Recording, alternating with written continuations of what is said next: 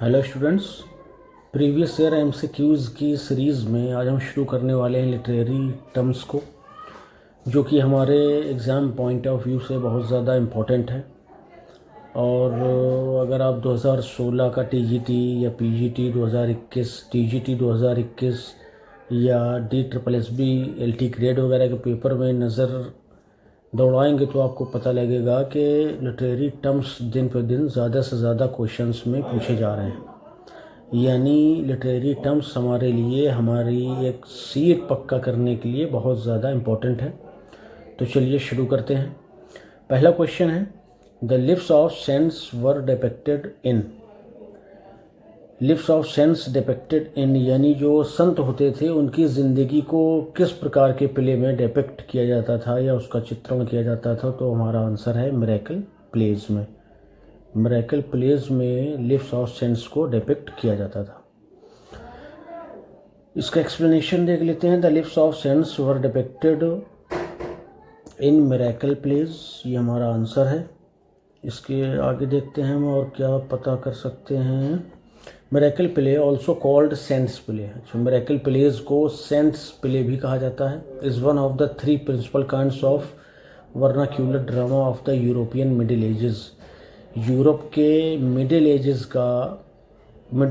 के 3 मुख्य जो ड्रामास थे उनमें से एक है।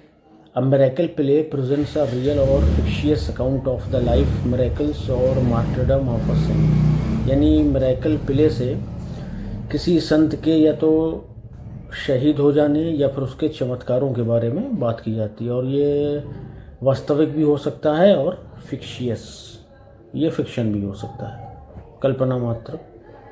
चलिए अगला क्वेश्चन देखते हैं। Anagnorisis is a term used by Aristotle for describing. Anagnorisis बहुत इंपॉर्टेंट क्वेश्चन है ये। कह रहे हैं कि अरस्तु ने या अरिस्टोटल ने एनाग्नोरिसिस को किस लिए इस्तेमाल किया है या किस यूज़ के लिए ये टर्म को दिया है। तो अपन लिखेंगे the moment of recognition by protagonist, कि किसी प्ले, ट्रेजिडी, ड्रामा का जो हीरो या प्रोटागोनिस्ट हो उसे जिस पल अपने असली दुश्मन या अपनी असली बुराई, किसी सच्चाई का पता चलता है तो उस कंडीशन को, उस पल को हम एनाग्नोरिसिस कहते हैं। चलिए और क्या पता कर सकते हैं उसके बारे में देख लेते हैं। ये देखिए कितनी बार पूछा गया है क्वेश्चन, ये इसको अपन ध्यान रखेंगे। एनाग्नोरिसिस is a term used by Aristotle for describing the moment of recognition by the protagonist। वही बात है कि एनाग्नोरिसिस का जो यूज़ किया है एरिस्टोटल ने, वो किया है किस लिए कि जब प्रोटागोनिस्ट या प्ले का हीरो किसी बात को जान पाता है, कुछ किसी बुराई को, चाहे वो अपने अंदर हो या किसी दूसरे के अंदर हो। Anagnorisis is the Greek word for recognition. ठीक है, एनाग्नोरिसिस जो है वो ग्रीक वर्ड है और इसका मतलब क्या है, रिकग्निशन या फिर डिस्कवरी, यानी पता चलना, खोज करना। It is used by Aristotle, इसको एरिस्टोटल ने यूज़ किया इन हिज पोएटिक्स, अपनी पोएटिक्स में, to denote the turning point in a drama.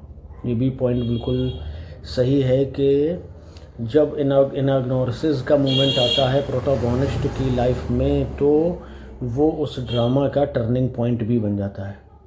चलिए नेक्स्ट क्वेश्चन देखते हैं। The soul of tragedy according to Aristotle is. Aristotle के अकॉर्डिंग सोल ऑफ ट्रेजिडी क्या है, तो अपन जवाब देंगे क्या है, प्लॉट है। प्लॉट जो है वो किसी भी प्ले या ड्रामे का क्या होता है, सोल होती है। ये भी देखिए ठीक ठाक बार पूछा गया है, इसको अपन और थोड़ा सा डीपली देख लेते हैं। The soul of a tragedy according to Aristotle is plot. Plot है हमारा आंसर हो गया। आगे क्या बताएं, Aristotle determined 6 elements of tragedy. Aristotle ने 6 ट्रेजिडी के लिए 6 एलिमेंट्स जो हैं वो फिक्स किए हैं कि भाई ये 6 होना चाहिए अगर कोई ट्रेजिडी है तो। पहला क्या है, प्लॉट है, नंबर 1। दूसरा क्या है, कैरेक्टर है। तीसरा डिक्शन है। उसके बाद थॉट है, फिर स्पेक्टेकल है और सॉन्ग है। ये जानना इसलिए भी ज़रूरी हो जाता है कि पिछले सालों में जो कुछ क्वेश्चन पूछे गए हैं कि जिसमें से कुछ एलिमेंट्स ट्रेजिडी के दिए जाएंगे और उनमें से कोई एक दूसरा एलिमेंट दे दिया जाएगा और उसमें कहेगा कि इनमें से कौन सा एलिमेंट ट्रेजिडी का नहीं है। तो ये 6 हमें पता होनी चाहिए। Plot is the soul of tragedy because action is paramount to the significance of drama and all other elements are subsidiary. करेंगे सबसे इम्पोर्टेंट जो है वो क्या है भाई, प्लॉट ही है। चलिए अगला क्वेश्चन देखते हैं। Which of the following movements in literature and arts had its origin in France?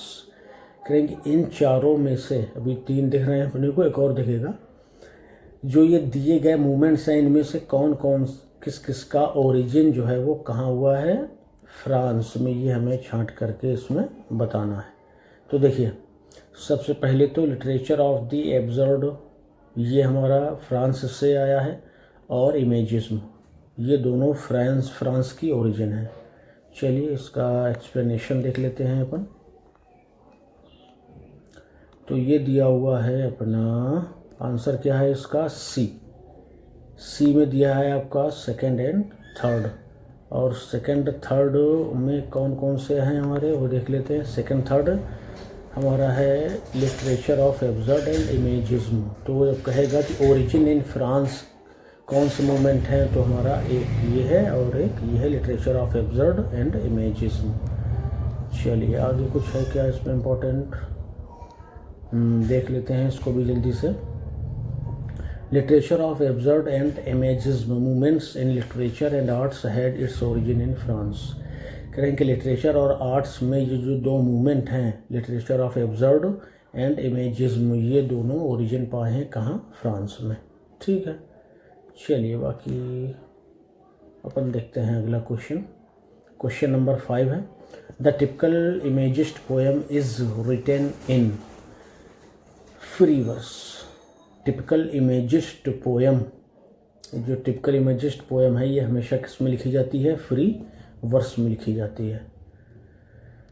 काफ़ी सारे नए नए क्वेश्चंस इस बार पूछे गए हैं लिटरेरी टर्म में, तो अपने को बड़े ध्यान से पढ़ना है इसको। चलिए अब थोड़ा सा और जान लेते हैं इसके बारे में। The typical imagist poem is written in free verse. ठीक है, ये हमारा आंसर ही है। Free verse is also known as verse libre. Free verse को अपन वर्स लिब्रे भी कहते हैं और ओपन फॉर्म भी कहते हैं। ठीक है, ये ध्यान रखेंगे।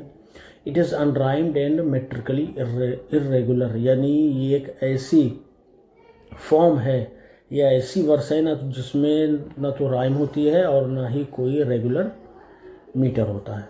ठीक है, चलिए आगे देखते हैं।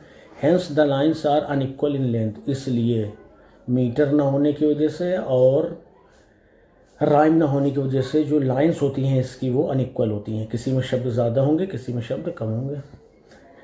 T.S.. Eliot used it in much part of the Waste Land. ये क्वेश्चन ध्यान रखिए कि वेस्टलैंड के ज़्यादातर पार्ट को टी.एस. एलियट ने किस में लिखा है, फ्री वर्स में लिखा है। इसके अलावा वॉल्ट व्हिटमैन ने इसे यूज़ किया है लीव्स ऑफ ग्रास में, ये भी पॉइंट ध्यान रखिए।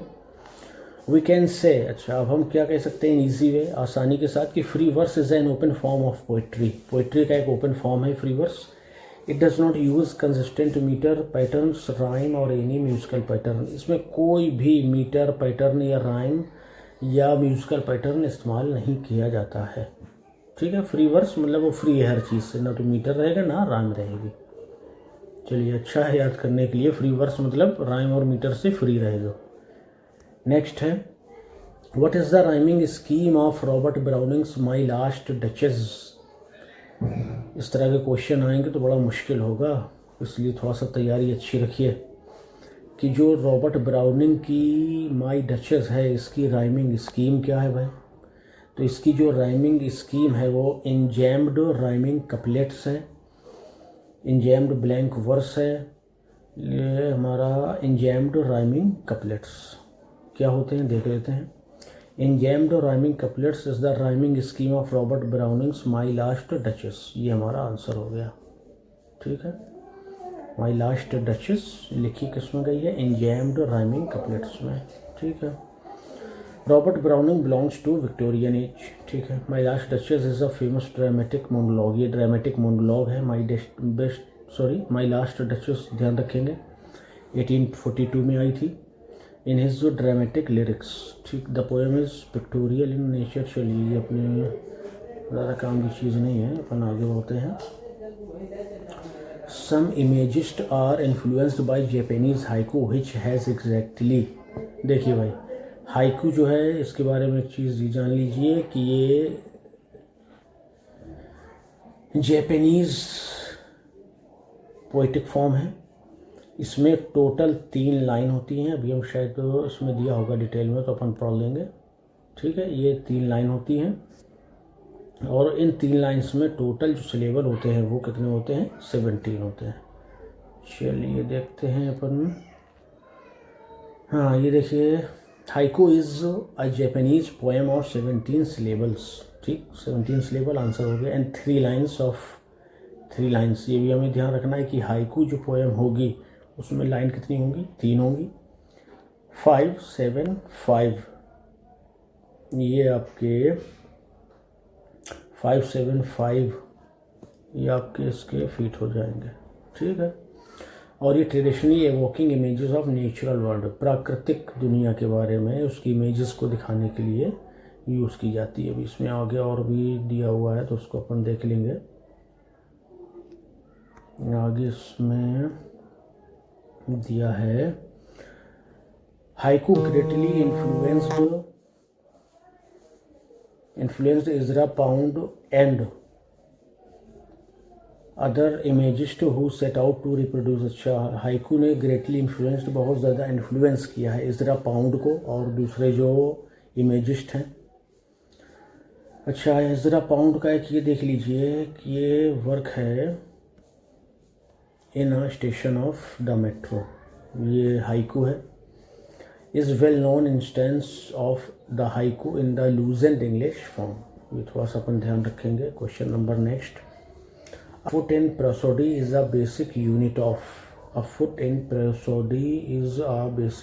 of rhythmic measurement। क्या है भाई? रिदमिक। तो हमारा जो आंसर हो जाएगा वो ये हो जाएगा। चलिए आगे थोड़ा सा देख लेते हैं। A foot in prosody is a basic unit of rhythmic measurement। A foot usually contains 1 stressed syllable and at least 1 unstressed syllable। ठीक है, फुट में यूजुअली क्या होता है? स्ट्रेस्ड सिलेबल होता है और एटलीस्ट 1 अनस्ट्रेस्ड सिलेबल होता है। The 4 standard feet distinguished in English are. ये देख लीजिए, इंपॉर्टेंट है थोड़ा सा। आइम्बिक क्या कहलाता है? An unstressed syllable followed by a stressed syllable. ठीक है, एनापेस्टिक ये अलग से भी पूछे जा सकते हैं कि आइम्बिक क्या होता है, इसमें किस तरह के सिलेबल होते हैं। तो हमें क्या पता होना चाहिए कि पहला जो होगा वो अनस्ट्रेस्ड होगा, उसके बाद आने वाला स्ट्रेस्ड होगा। एनापेस्ट की क्या खास बात है? एनापेस्ट में आपका 2 unstressed syllables followed by a stressed syllable. ट्राइक, a stressed syllable followed by an unstressed syllable। ठीक है, डेक्टाइलिक देख लीजिए क्या होता है। डेक्टाइलिक जो है, dactylic stressed syllable followed by 2 unstressed syllables. ठीक है, ये लिया गया है किससे? एम.एच. अब्राहम से। बहुत इंपॉर्टेंट बुक, यानी इसको आप पैनेसिया कहिए लिटरेरी टर्म्स को तैयार करने के लिए। गजब की किताब है। चलिए नेक्स्ट क्वेश्चन है, which of the following is not true about Spencerian stanza. Spencerian stanza के बारे में क्या ट्रू नहीं है? A form invented by Spencer. A form invented by Spencer, बिल्कुल सही है ये। स्पेंसेरियन स्टेंजा ही इसलिए कहते हैं कि इस स्टेंजा को स्पेंसर ने इन्वेंट किया था। First 8 lines are iambic pentameter, ये भी सही है भाई। First 8 lines are iambic octameter, गलत है ये। पहला दूसरी, जब आइम्बिक पेंटामीटर है तो ऑक्टामीटर कैसे होगा? Last line is iambic hexameter. Iambic hexameter मतलब एलेक्जेंड्रीन कहेंगे इसको। ठीक है, तो ये 3 सही हैं इसके बारे में, आपका सी वाला गलत है। आगे देखते हैं। All the given options are correct except C. ठीक, ये अपन ने बात कर ली है। Is not correct in relation to. ठीक, अब इसको देख लीजिए, ये असल में क्या होता है पूरा डिटेल के साथ। Spenserian stanza is a poetic device coined by Edmund Spenser for his epic poem The Fairy Queen. The Fairy Queen, ये बड़ा इंपॉर्टेंट है, एडमंड स्पेंसर ने लिखा है और उसको लिखा है स्पेंसेरियन स्टेंजम, ये ध्यान रखेंगे। It is a stanza of 9 lines, ये भी नई बात आ गई। 8 लाइन्स कैसी होती हैं? आइम्बिक पेंटामीटर में होती हैं पहली 8 लाइन, और जो लास्ट होती है वो एलेक्जेंड्रीन होती है, ठीक है, सिंगल एलेक्जेंड्रीन जो है ऊपर, उसको आइम्बिक हेक्सामीटर कहा गया है, लाइन इन आइम्बिक हेक्सामीटर, ठीक है। An alexandrine line is a 12 syllable iambic line, ये भी ध्यान रखिए कि एलेक्जेंड्रीन जो है वो 12 सिलेबिक लाइन को कहा जाता है। The rhyming scheme is A B B C C, ये आपकी पूरी स्पेंसेरियन स्टेंजा की राइमिंग स्कीम है, ए बी सी और सी। चलिए आगे देखते हैं।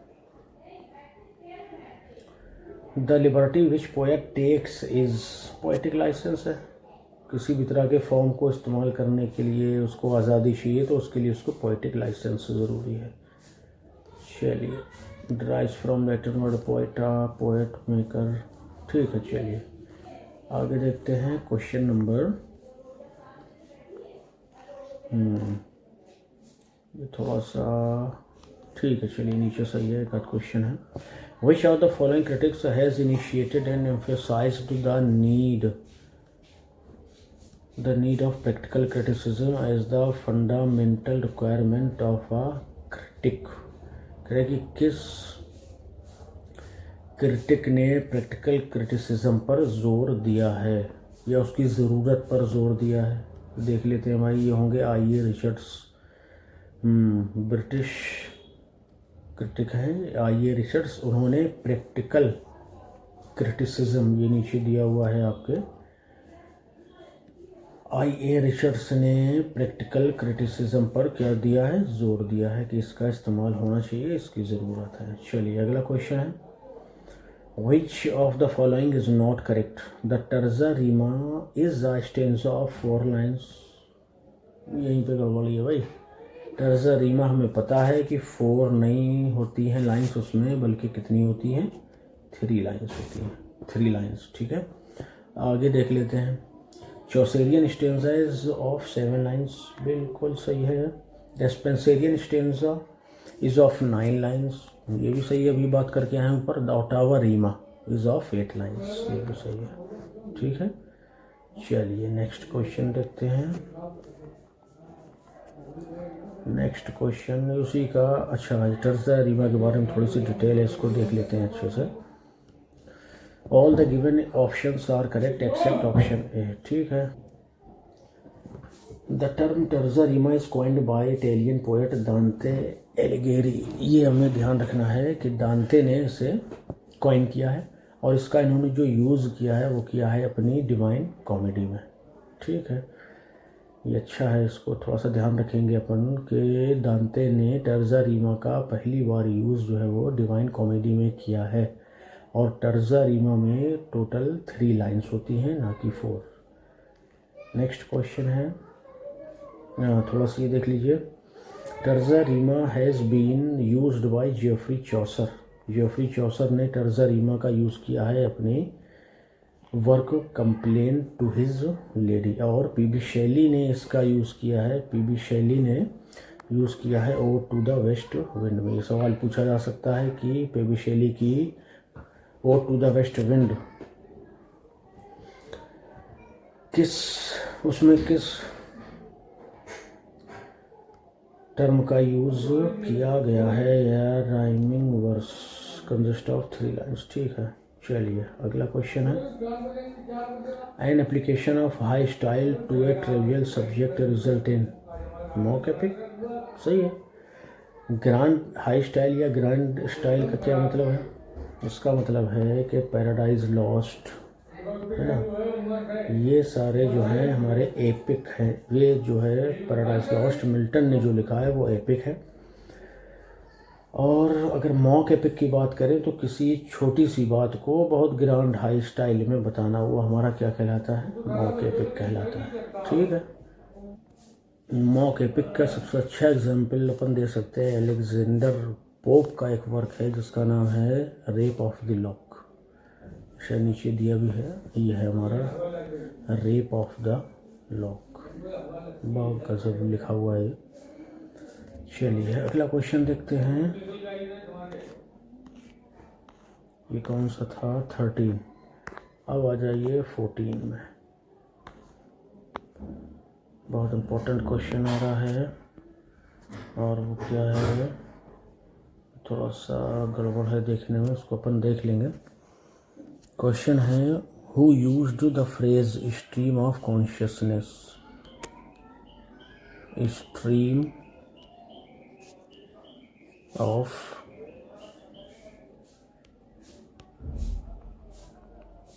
कॉन्शियसनेस। ठीक है, ये हमारा है स्ट्रीम ऑफ कॉन्शियसनेस। जो टर्म है वो किसने दिया है, तो इसका जो आंसर है वो है हमारा विलियम जेम्स। बहुत इंपॉर्टेंट क्वेश्चन, काफ़ी बार अलग अलग तरह के एग्ज़ाम्स में पूछा जा चुका है, इसको ध्यान रखेंगे। चलिए इसके बारे में थोड़ी डिटेल है। नेक्स्ट क्वेश्चन है what is the other name for Tractarian movement. Tractarian movement का और नाम क्या है दूसरा, वो है हमारा ऑक्सफोर्ड मूवमेंट। आगे कुछ जानने लायक है, देख लेते हैं। The Oxford movement was also known as Tractarian movement because its views were published in 90 religious pamphlets called tracts for the times. इतना ही ध्यान रखिए। ट्रैक्ट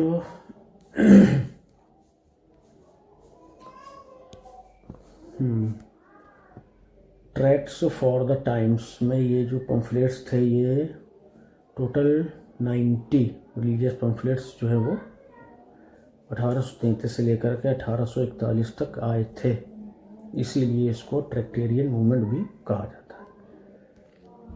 नेक्स्ट क्वेश्चन है इन विच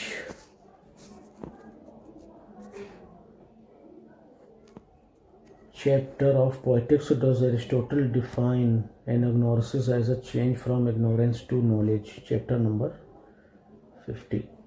ठीक है, पोइटिक्स के चैप्टर नंबर 15 में एरिस्टोटल ने एनाग्नोरिसिस के बारे में बताया है। नेक्स्ट क्वेश्चन देखते हैं who among the following is not a university wit. University wit कौन नहीं है भाई, थॉमस किड हैं, बेन जॉनसन ये नहीं है, क्रिस्टोफर मार्लो हैं, जॉन लिली हैं। तो हमारा आंसर होगा बी।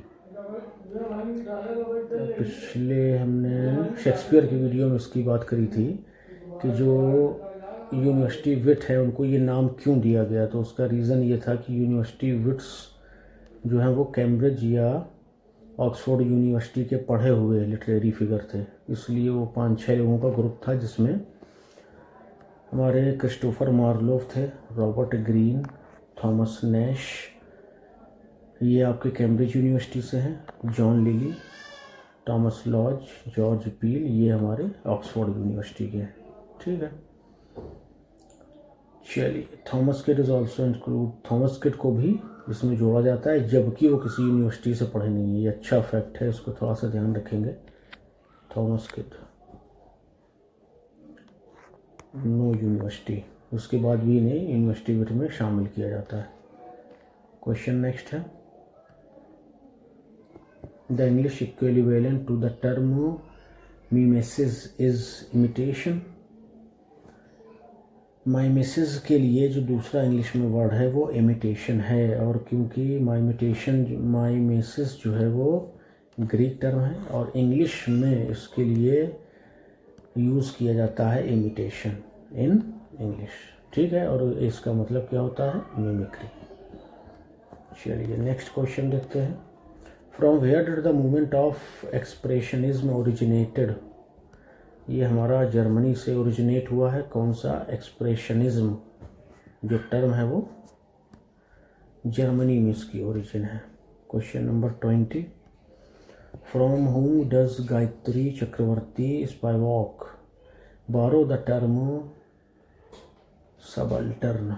सबल्टर्न जो टर्म है ये गायत्री चक्रवर्ती ने कहाँ से लिया है, तो इसका आंसर होगा हमारा एंटोनियो ग्रैम्सी से। चलिए अगला क्वेश्चन देखते हैं। ये हमारे हो गए 20, अब 21 में आ जाइए।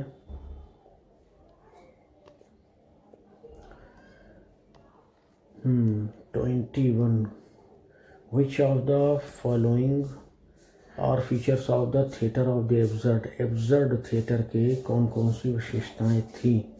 चलिए हम डायरेक्ट इसके एक्सप्लेनेशन पर चलते हैं। द ऑप्शन बी यानी BDE। चलिए, includes the features of the theater absurd. The term theater absurd is coined by Martin Esslin. ये ध्यान रखिए कि थिएटर ऑफ एब्सर्ड को मार्टिन एस्लिन ने दिया है इन इस book, same name theatre of absurd book का नाम ही है और उसमें ये टर्म इन्होंने दिया है। कौन कौन सी खास बात है इसकी। ये presentation of futile actions devoid of any गोल, ठीक है। Lacking in conflicts and dramatic tensions, ये दूसरी इसकी करेक्टरिस्टिक होगी। Presenting players in a stasis और ड्रिफ्ट विदाउट डेफिनिट रोल्स, ठीक है। ये तीन विशेषताएं इसको अपन को ध्यान में रखना है। क्वेश्चन नंबर 22 है, what 19th century philosophical term of Russian origin did Friedrich Nietzsche use to describe the disintegration of traditional morality in Western society? Nihilism होगा इसका आंसर। निहिलिज्म को फ्रेडरिक नीत्शे ने यूज़ किया है डिस्क्राइब करने के लिए disintegration of traditional morality in western society. JRF का क्वेश्चन है, अगला भी JRF का क्वेश्चन है। Which of the following clusters is associated with what Julia Kristeva terms the semiotic. Authority order, displacement, slippage and condensation, यही होना चाहिए। तो हमारा बी ऑप्शन इसका सही है कि सेमियोटिक जो जूलिया ने टर्म दिया है उसमें डिस्प्लेसमेंट, स्लिपेज एंड कंडेंसेशन आता है। चलिए इसका थोड़ा सा भी देख लेते हैं अपन। क्वेश्चन नंबर बी, ठीक है। Semiotic also called semiology is the study of science and sign using behaviour. ये चीज़ ध्यान रखना है कि इस सेमियोटिक को सेमियोलॉजी भी कहते हैं और ये स्टडी ऑफ साइंस या साइन यूजिंग बिहेवियर को स्टडी करने का एक माध्यम है, ठीक है। चलिए next question, who among the following has coined the term ecofeminism. Ecofeminism दिया है किसने, ये दिया है फ्रैंकोइस डी यूबॉन ने।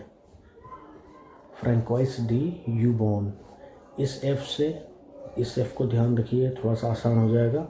इकोफेमिनिज्म दिया है फ्रैंकोइस ने, फ्रैंकोइस ने। चलिए अगला question 25, which of the following is the dead language. कौन सी हुई है डेड, जो ख़त्म हो चुकी लैंग्वेज है वो क्या है, गोथिक लैंग्वेज। गोथिक लैंग्वेज कब बोली जाती थी वो देख लेते हैं। Gothic is a dead language, मरी हुई यानी ख़त्म हो चुकी भाषा है। Gothic is the only known member of the low extinct east Germanic branch. East Germanic branch की ओनली नोन मेंबर, सिर्फ हम इसी के बारे में जानते हैं, ठीक है। डेड लैंग्वेज 400 सालों से ये डेड है, यानी इसका यूज़ देखने को नहीं मिला है, ठीक है। चलिए अगला question, who came up with the term self fashioning. Self fashioning का टर्म किसने दिया था, स्टीफन ग्रीन ब्लाट ने। स्टीफन ग्रीन ब्लाट ने सेल्फ फैशनिंग का टर्म दिया है। तो इस एस को ध्यान रख सकते हैं क्या, Stephen self fashioning, Stephen Greenblatt self fashioning. अगला question, in towards of feminist poetics Elaine Showalter introduces the word to construct a female framework for analysis of question number 27 है ये, construct a female framework for analysis of women's literature. अच्छा सवाल है, इसको अपन देखते हैं कि इसके बारे में क्या जानते हैं। तो इसका जो आंसर है वो डी है भाई। और उसमें क्या बताया गया है, towards a feminist poetics Elaine Showalter introduces the word gynocriticism. ये क्वेश्चन ये भी हम तैयार कर सकते हैं कि गाइनोक्रिटिसिज्म शब्द किसने दिया है। तो किसने दिया है भाई, एलिन शोवाल्टर ने दिया है या इंट्रोड्यूस कराया है। ठीक है, to construct a female framework. ठीक, चलिए, gynocriticism Showalter, Elaine Showalter. Next question है, who was the first to propose the science focused on the study of science. Ferdinand de Saussure भैया, ये गजब नाम होते हैं भाई इनके भी। फर्स्ट क्वेश्चन देखिए, हु वाज द फर्स्ट, पहला वो कौन था to propose a science focused on the study of science, कि जिसने प्रतीकों की स्टडी के बारे में कहा इसको विज्ञान के माध्यम से या उसमें साइंटिफिक फोकस होना चाहिए। तो उनका नाम क्या भाई, Ferdinand de Saussure.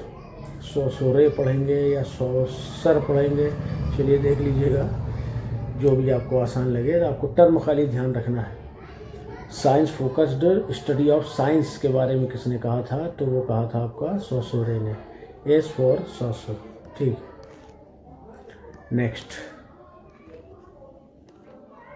29, who seeks an assumed binary opposition in an author's narrative then rereads the text against the author's wishes from the perspective of the marginalized position, finally showing that the correct interpretation is undecidable। यानी करेंगे वो कौन है कि जो authors narrative के बाद किसी ऑथर के द्वारा या ऑथर के नरेटिव को रीरीड्स फिर से पढ़ता है और ऑथर की इच्छा के खिलाफ